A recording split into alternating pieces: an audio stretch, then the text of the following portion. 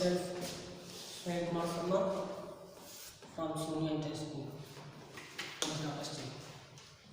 आज का हमारा प्रकरण होगा विशेषण।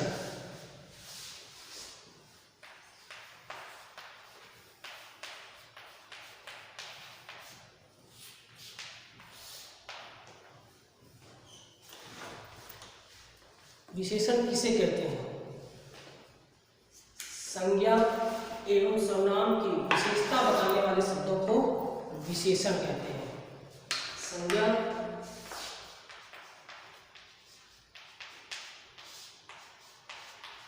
एवं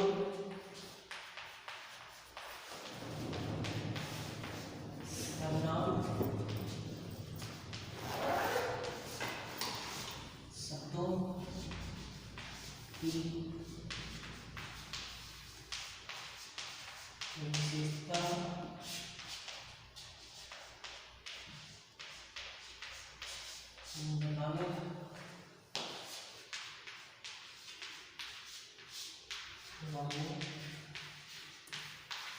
शब्दों को विशेषण कहते हैं।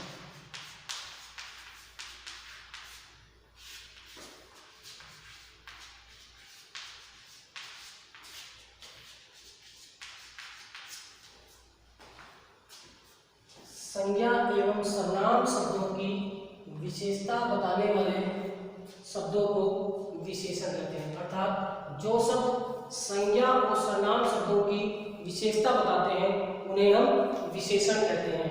जैसे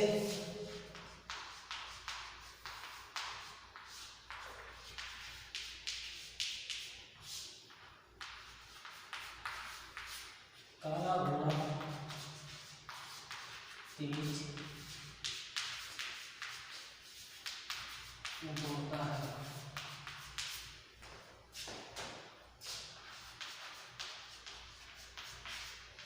कच्ची झोपड़ी में मत जाओ।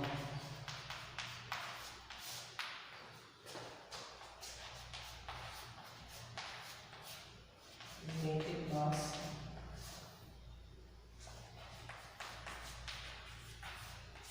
नीली कमीज है। मेरे पास 4 सेब है।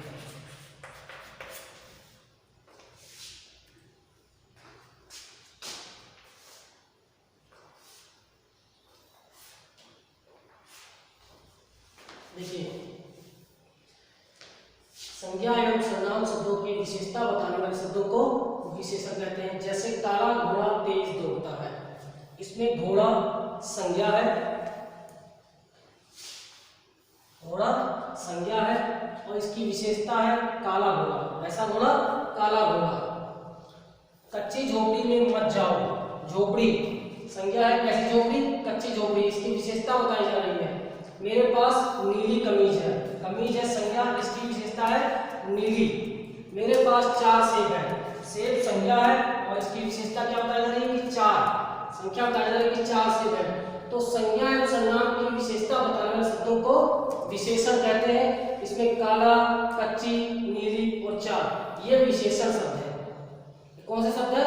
विशेषण शब्द है, क्योंकि काला घोड़े की, कच्ची झोपड़ी की, नीली कमीज की और 4 सेब की विशेषता बता रहा है।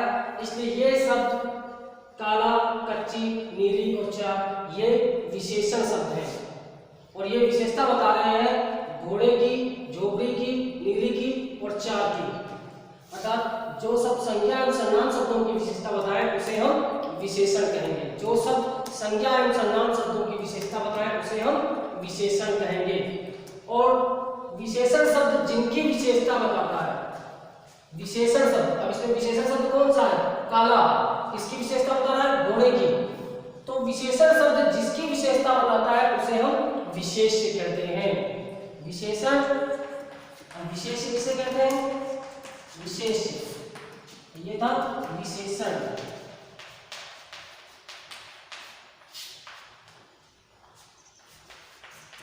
विशेषण शब्द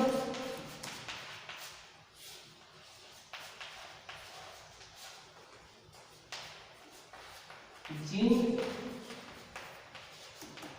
संज्ञा एवं सर्वनाम शब्द की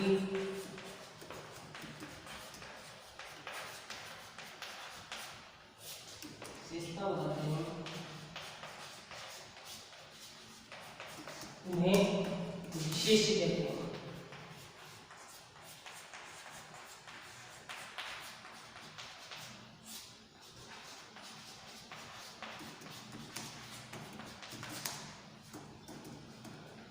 संज्ञा एवं सर्वनाम शब्दों की विशेषता बताने वाले शब्दों को विशेषण कहते हैं, और विशेषण शब्द जिन संज्ञा एवं सर्वनाम शब्दों की विशेषता बताता है उसे हम विशेष्य कहते हैं। कभी कभी एग्जाम में, परीक्षा में क्वेश्चन आता है, प्रश्न आ जाता है कि विशेषण और विशेष्य छाटिए। अब देख लिया, काला घोड़ा तेज दौड़ता है, इसमें विशेषण कौन सा है और विशेष्य कौन सा है। तो विशेषण संज्ञा की विशेषता जो बताएगा उसे हम विशेषण कहेंगे। तो इसमें काला क्या हो जाएगा, विशेषण, और घोड़ा विशेष्य, क्योंकि काला किसकी विशेषता बता रहा है, घोड़े की। तो काला विशेषण और घोड़ा विशेष्य, कच्ची विशेषण और झोपड़ी विशेष्य, नीली विशेषण और कमीज विशेष्य।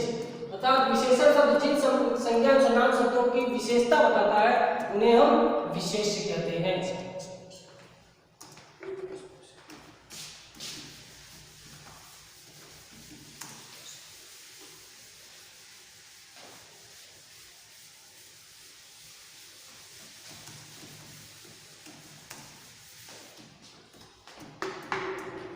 आते हैं विशेषण के भेद। विशेषण के भेद,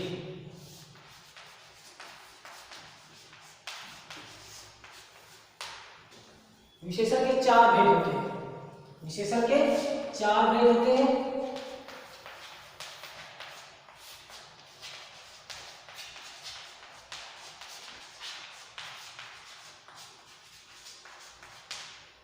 नंबर 1,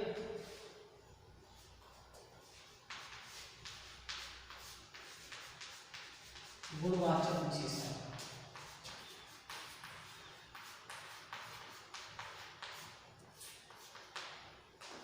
नंबर 2, परिमाणवाचक विशेषण।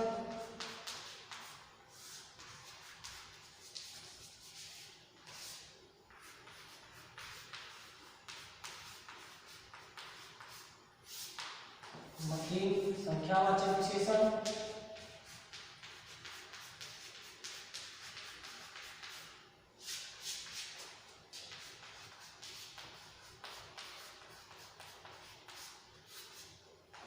नंबर 4, सार्वनामिक विशेषण।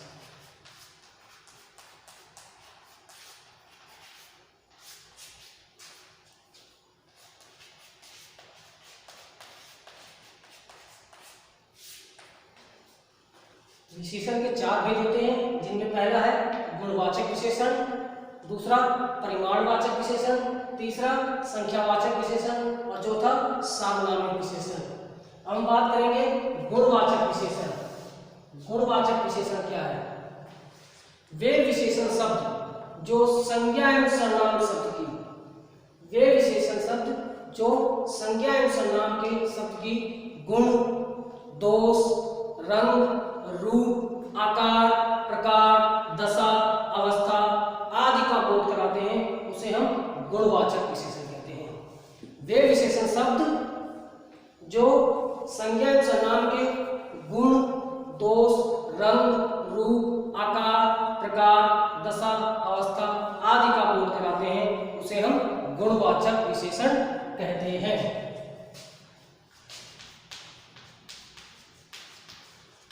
वे विशेषण शब्द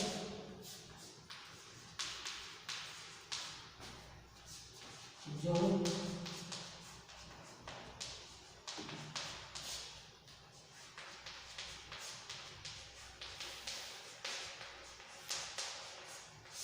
संज्ञा एवं सर्वनाम के गुण, दोष, रंग,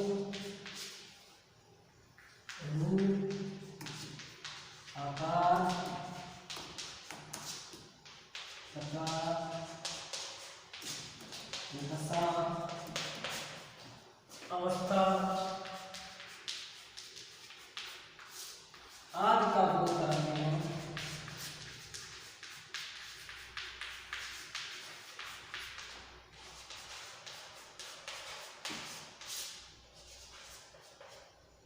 उन्हें हम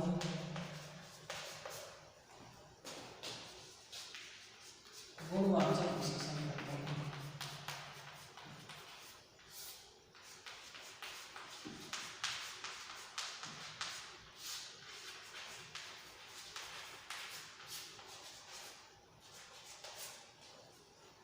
जैसे वे विशेषण शब्द जो संज्ञा एवं सर्वनाम के गुण दोष, अब जैसे अच्छा बालक, बुरा बालक, परिश्रमी बालक, आलसी बालक, ये उसके गुण भी बता रहे हैं बालक के और दोष भी बता रहे हैं।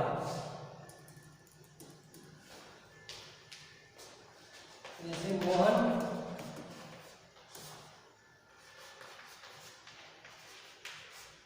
सुंदर लगता है,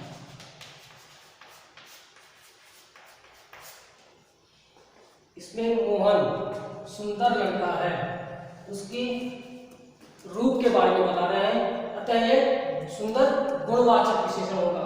मेरे पास नीली कार है, तो नीली कार के रंग के बारे में बता रहे हैं, तो यहाँ पर नीला गुणवाचक विशेषण होगा।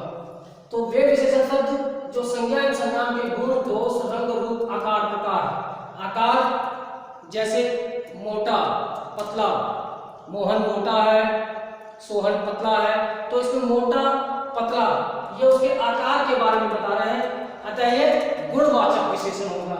ऐसे ही दशा अवस्था, अवस्था जैसे बुढ़ापा या बूढ़ा बूढ़ी, जैसे क्या है अवस्था, राम बूढ़ा है तो बूढ़ा क्या हो जाएगा, उसकी अवस्था के बारे में बता रहा है। ये सब गुणवाचक विशेषण के अंतर्गत आते हैं। तो वे विशेषण शब्द जो संज्ञा एवं सर्वनाम के गुण दोष रंग रूप आकार प्रकार दशा अवस्था आदि का बोध कराते हैं, उन्हें हम गुणवाचक विशेषण कहते हैं।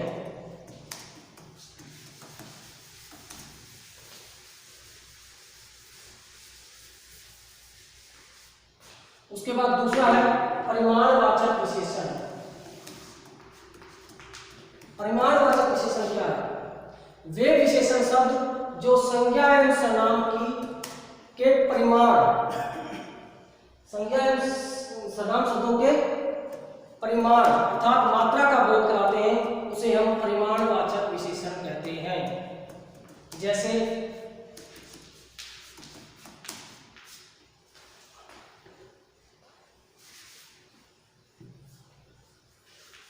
वे विशेषण शब्द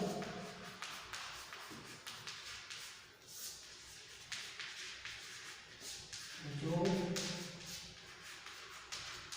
संज्ञा एवं सर्वनाम शब्दों की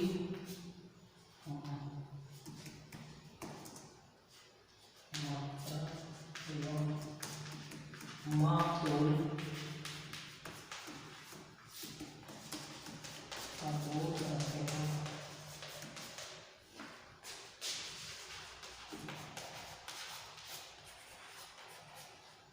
उन्हें परिमाणवाचक विशेषण कहते हैं।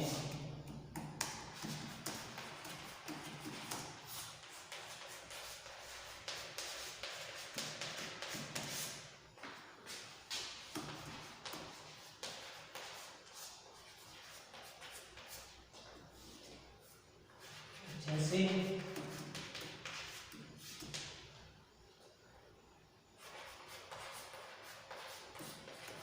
मेरे पास 2 लीटर दूध है,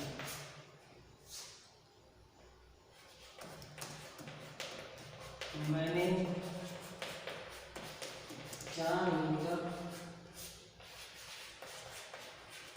कपड़ा खरीदा। अब इसमें वे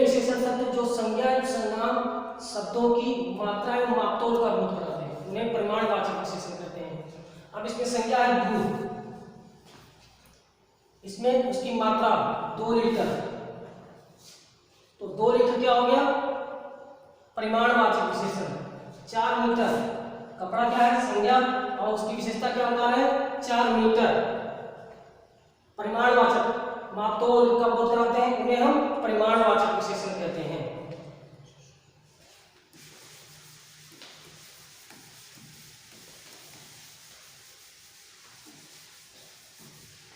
इसके बाद थर्ड है संख्यावाचक विशेषण।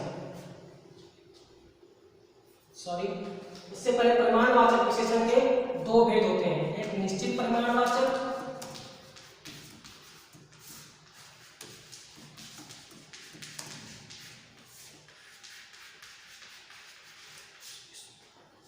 और दूसरा होता है अनिश्चित परिमाणवाचक।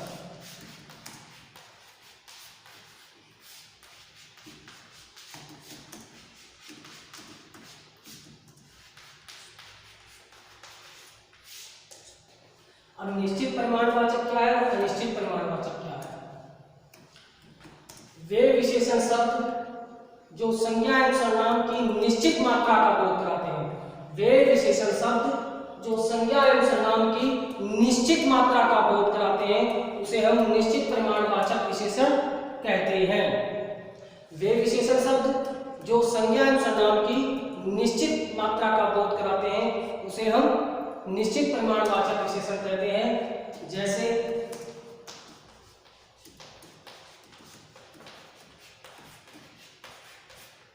मेरे पास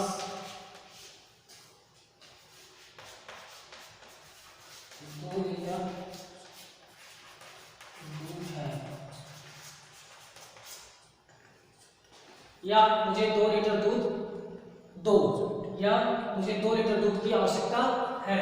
अब 2 लीटर निश्चित मात्रा का बोध करा रहे हैं, दूध की निश्चित मात्रा का बोध करा रहे हैं, इसलिए इसे हम निश्चित परिमाणवाचक विशेषण कहेंगे। जैसे मुझे 4 मीटर कपड़ा चाहिए, अब कितना कपड़ा चाहिए निश्चित है कि 4 मीटर कपड़ा चाहिए, तो 4 मीटर निश्चित परिमाणवाचक विशेषण हो जाएगा। इसके बाद आता है अनिश्चित परिमाणवाचक विशेषण।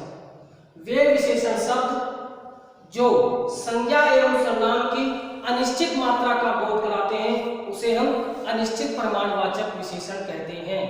वे विशेषण शब्द जो संज्ञा एवं सर्वनाम की अनिश्चित मात्रा का बोध कराते हैं, उसे हम अनिश्चित परिमाणवाचक विशेषण कहते हैं। जैसे मेरे पास, अब 2 निश्चित संख्या थी,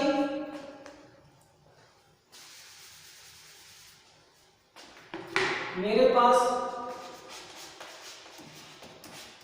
थोड़ा दूध है।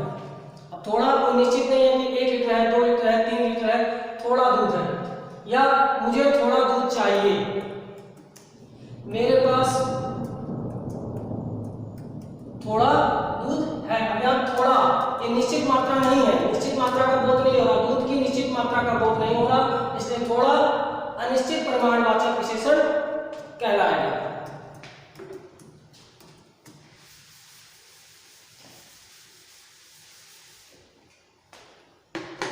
अब आते हैं थर्ड पे संख्यावाचक विशेषण।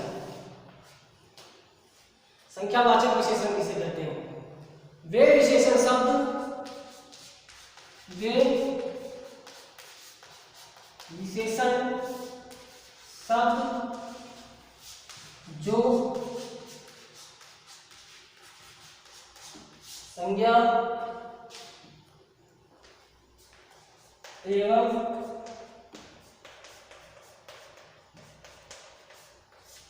सर्वनाम की संख्या का बोध कराते हैं,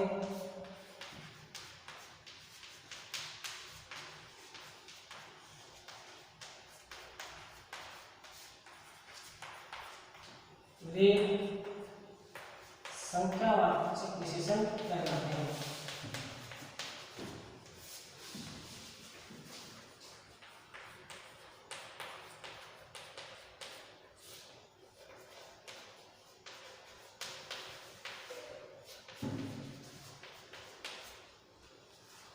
वे विशेषण शब्द जो संज्ञा एवं सर्वनाम की संख्या का बोध कराते हैं वे संख्यावाचक विशेषण कहलाते हैं। जैसे 4 बच्चे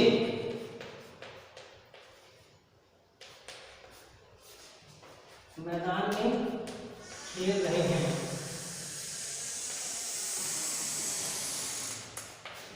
जैसे 4 बच्चे मैदान में खेल रहे हैं। अब बच्चे हो गया संज्ञा, इसकी विशेषता बताई जा रही है 4, तो 4 हो गया विशेषण। अब ये संख्या बता रहे हैं 4 बच्चे, कितने बच्चे? 4 बच्चे, 7 बच्चे, 8 बच्चे, 10 बच्चे, तो संख्या का बोध कराते हैं तो इसे हम संख्यावाचक विशेषण कहते हैं। इसके भी दो भेद होते हैं, जैसे परिमाणवाचक विशेषण के भेद थे वैसे ही संख्यावाचक विशेषण के भेद है। इसके दो भेद होते हैं, एक होता है निश्चित संख्यावाचक विशेषण और दूसरा होता है अनिश्चित संख्यावाचक विशेषण। अब निश्चित संख्यावाचक विशेषण क्या है? निश्चित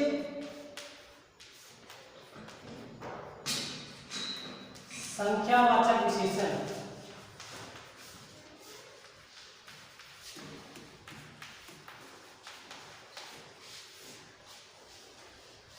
वे विशेषण शब्द जो संज्ञा एवं सर्वनाम की निश्चित संख्या का बोध कराते हैं उसे हम निश्चित संख्यावाचक विशेषण कहते हैं। वे विशेषण शब्द जो संज्ञा एवं सर्वनाम की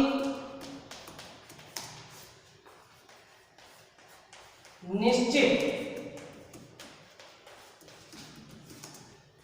संख्या का बोध कराते हैं।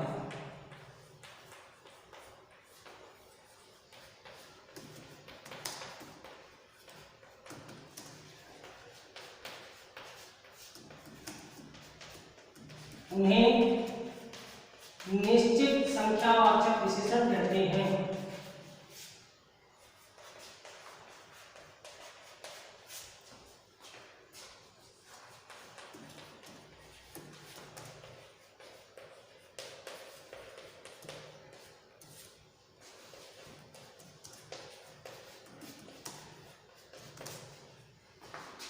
वे विशेषण शब्द जो संज्ञा एवं सर्वनाम की निश्चित संख्या का बोध कराते हैं उन्हें निश्चित संख्यावाचक विशेषण कहते हैं। जैसे 4 बच्चे मैदान में खेल रहे हैं। जैसे 4 बच्चे मैदान में खेल रहे हैं।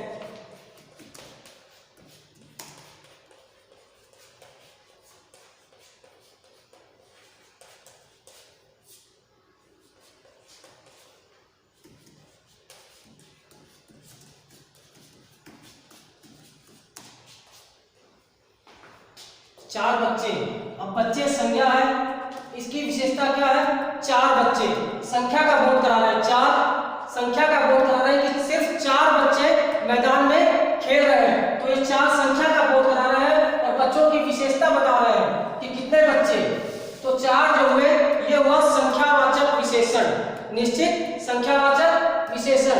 इसके बाद इसका दूसरा भेद आता है अनिश्चित संख्यावाचक विशेषण। आ लगा देंगे इसमें, ये हो जाएगा अनिश्चित संख्यावाचक विशेषण।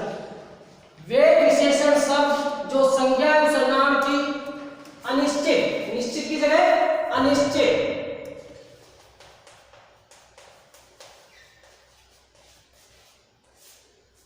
अनिश्चित संख्या का बोध कराते हैं उन्हें हम अनिश्चित संख्यावाचक विशेषण कहते हैं। उन्हें हम अनिश्चित संख्यावाचक विशेषण कहते हैं। जैसे 4 बच्चे मैदान में खेल रहे हैं, 4 तो निश्चित संख्या है, अब कहा जाए 4 की जगह कुछ बच्चे मैदान में खेल रहे हैं, कुछ बच्चे मैदान में खेल रहे हैं। अब बच्चों को हम संख्या गिनती कर सकते हैं ना, ये तो नहीं कह सकते, इसको परिमाण में तो नहीं आ सकता। देखिए कुछ चीजें होती है जिनको तोला जाता है, उसमें अगर 4 आता है, जैसे 4 लीटर दूध, अब दूध को हम संख्या में तो नहीं कर सकते ना, उसको हम तोल सकते हैं। तो 4, अब आप कहेंगे 4 लीटर दूध, वो भी तो संख्या है 4, लेकिन दूध को हम सिर्फ माप सकते हैं, तोल सकते हैं, उसकी गिनती नहीं कर सकते। तो जो गणनीय होते हैं वो संख्यावाचक में आते हैं, और जो अगणनीय जिनको मापा तोला जाता है वो परिमाणवाचक विशेषण में आते हैं। अब यहाँ पर कुछ बच्चे, अब यहाँ पर कुछ आया और बच्चे की विशेषता बता रहा है कुछ, तो बच्चों को तो गिना जाएगा ना, तो ये कुछ अनिश्चित संख्यावाचक विशेषण में आएगा, कुछ अनिश्चित संख्यावाचक विशेषण कहलाएगा। अब इसके बाद है लास्ट सार्वनामिक विशेषण।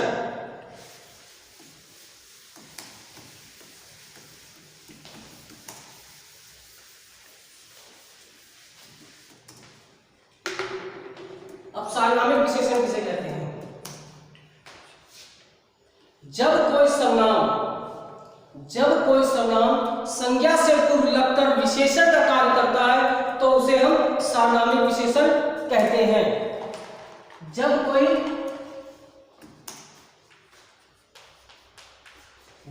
कोई सर्वनाम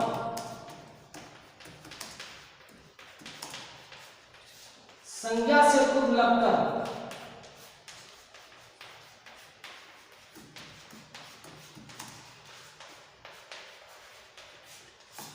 विशेषण का कार्य करता है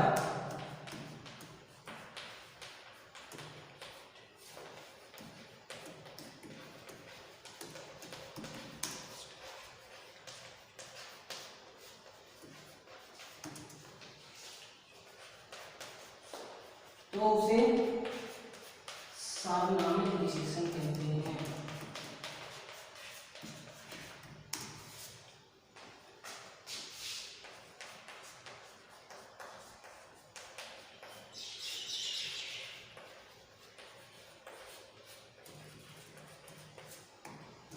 जैसे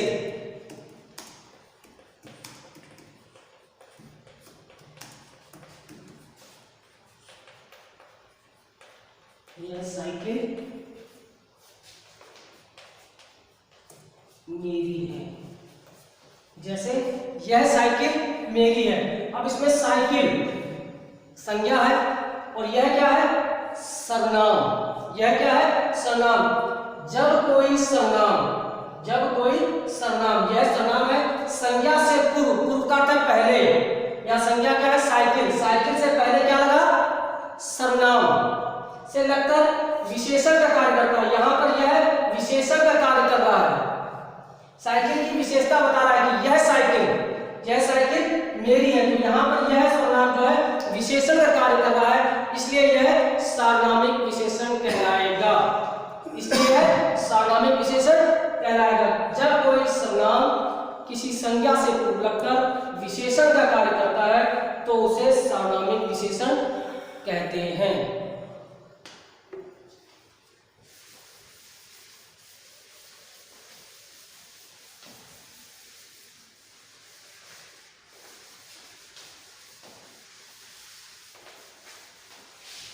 इसके बाद हम आते हैं विशेषण की अवस्थाएं। विशेषण की अवस्था या विशेषण की अवस्थाएं।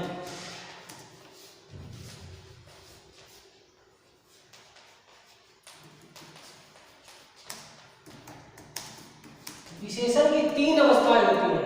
विशेषण की तीन अवस्थाएं होती हैं। नंबर 1 मूलावस्था,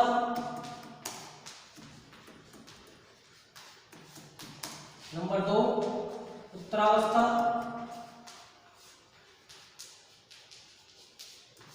नंबर 3 उत्तमावस्था।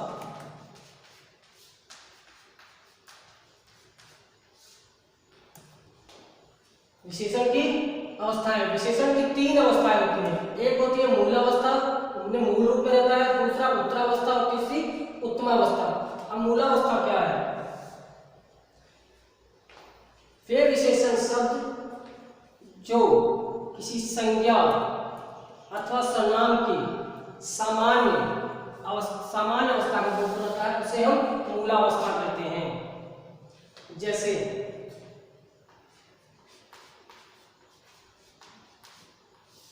मोहन सुंदर है।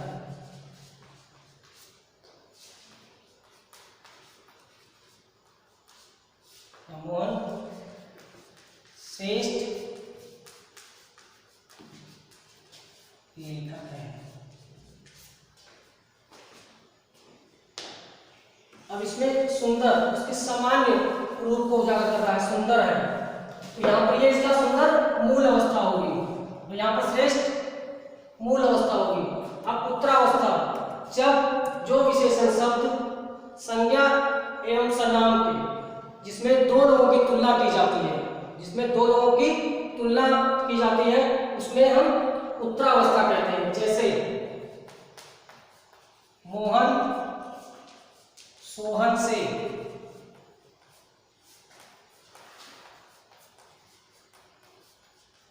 श्रेष्ठतर लेखक है, या मोहन सोहन से सुंदरतर है, मोहन सोहन से सुंदरतर है। उसके बाद आता है उत्तमावस्था।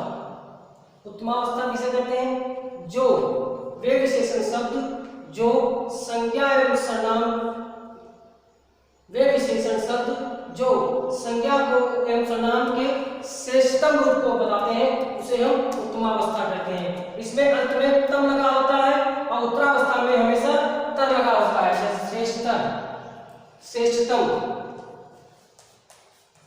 मोहन सबसे श्रेष्ठतम लेखक है, या मोहन श्रेष्ठतम लेखक है।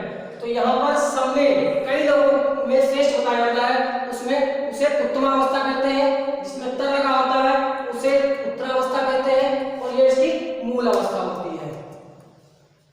थैंक यू, आज के लिए इतना ही। आगे फिर आपको मिलते हैं अगले वीडियो के साथ। धन्यवाद।